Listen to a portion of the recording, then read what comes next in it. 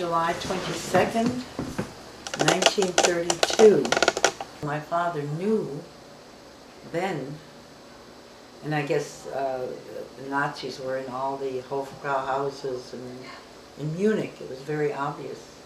My mother got a little note in her laundry basket saying, "You better get out now."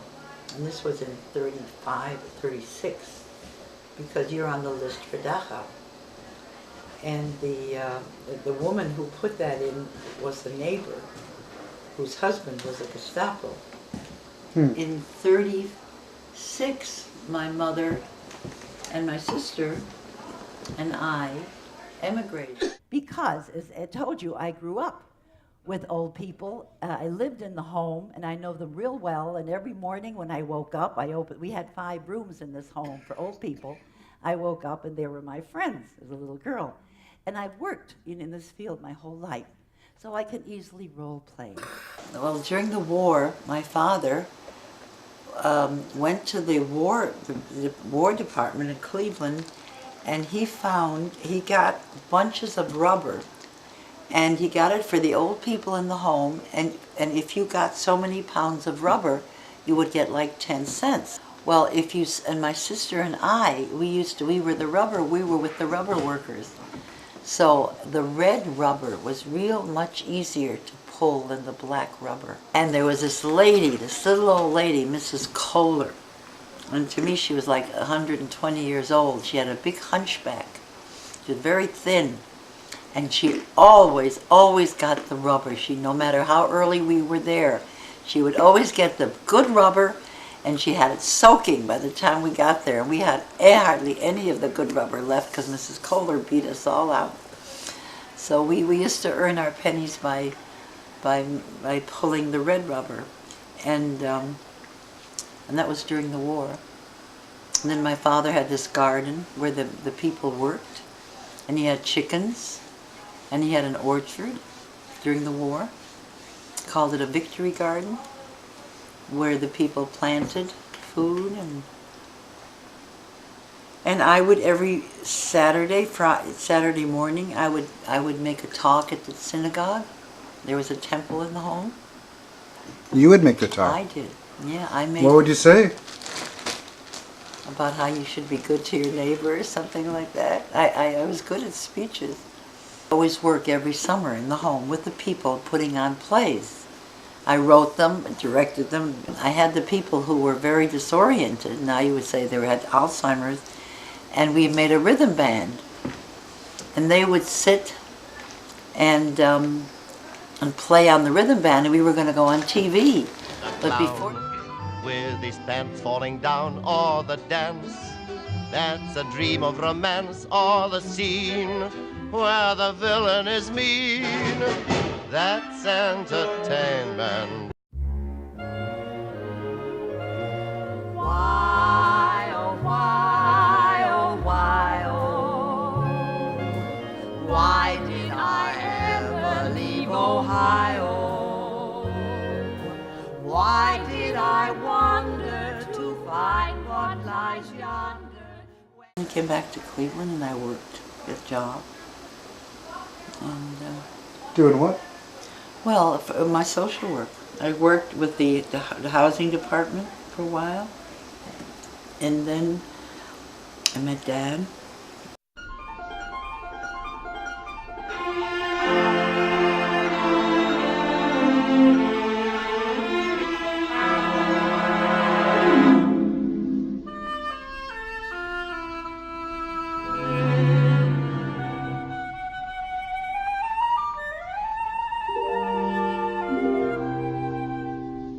Hold me close and hold me fast, the magic spell you cast, this is love your woes. When you kiss me, heaven sighs, and though I close my eyes, I see love your rose. When you press me to your heart, I'm in a world apart, a world where roses bloom. when you speak and they'll sing from a... I just worked at Montefiore then, with a special service department. Mm-hmm. That's where slowly I developed validation. So did you have a lot of freedom at Montefiore because you were working with the severely disoriented? Yeah, because no one bothered me. No one cared what I was doing. And even my father, he didn't know what I was doing, neither did my mother. Mm-hmm. And I had students from the university. They knew more what I was doing. Well, the workshop started actually with Dad's film. We did a film called When Generations Meet. And it was about kids from high school, from Heights High School, who are dropouts. And so that they wouldn't drop out from school, there was a program that they would learn how to work with old people. So I had these kids and I taught them how to work with the old people. And that was on television. There was a film called When Generations Meet. And this lady, they had just begun the offices on aging. Aging was just beginning at that time to be really a big thing. This was in the 60s, the early 70s maybe. And a woman who was head of the Department on Aging saw this film on TV, and she called me up. And you were very little then. And she said, oh, how would you like to work? And I said, oh no, I can't do that. I have little children. You know, it meant she wanted me to do workshops, which would mean traveling in Ohio, just in Ohio. Mm-hmm. And Dad said, oh, why don't you call her back? And I did call her back. And then I started, you know, working just in Ohio. You would go to school and I would drive to Columbus or wherever these area agencies were and do a workshop and come home. And I did that for a while, and then someone saw me and said, how would you like to do a workshop in Missouri? And someone from Missouri said, how would you like to workshop in Kansas? And so little by little the workshops grew, just by word of mouth.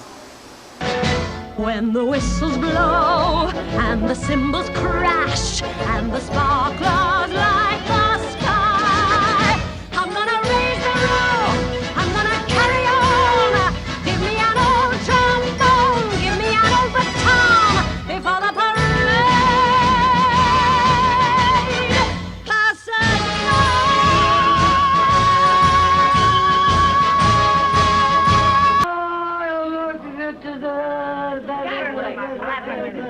Kessler, we're going to find out what day it is today. Yesterday? I'm looking for yesterday.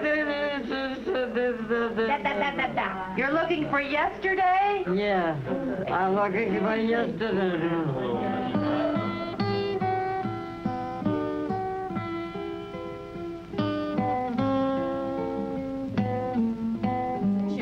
Since we have started to talk about it, I'm going to just tell you surely, and it won't take long. I was very happy to find the few people that you had here, and I know many of them that were not here.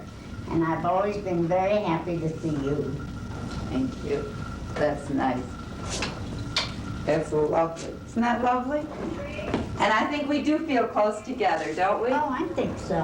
Should we sing our song and hold hands the more we get together? Sure. Mrs. Gogolik, do you want to hold Mrs. Freeman's hand? And Mrs. Freeman, you want to hold Mrs. Ward's hand? The more we get together, the happier we'll be. More your friends are my friends and my friends. On this side too. Look at that. It's not only on this side, but on that side. Marge, now there's nothing that's different. Now, look at that. There's nothing wrong with your hair. Now I want you to sit back and relax. You're always worried about it. Your hair is not falling out. There's nothing happening to it. Just the way it always My hair was Now, never like this. I had a full head of hair when I came in here. Look at it. It's coming out. I can see it. Look at it. It's on the Marge, if you floor. would stop putting it down with your hair. In his hands, he's got the whole world. In his hand, he's got the whole world. In his hand. He's got the mothers and the fathers. He's got the mothers and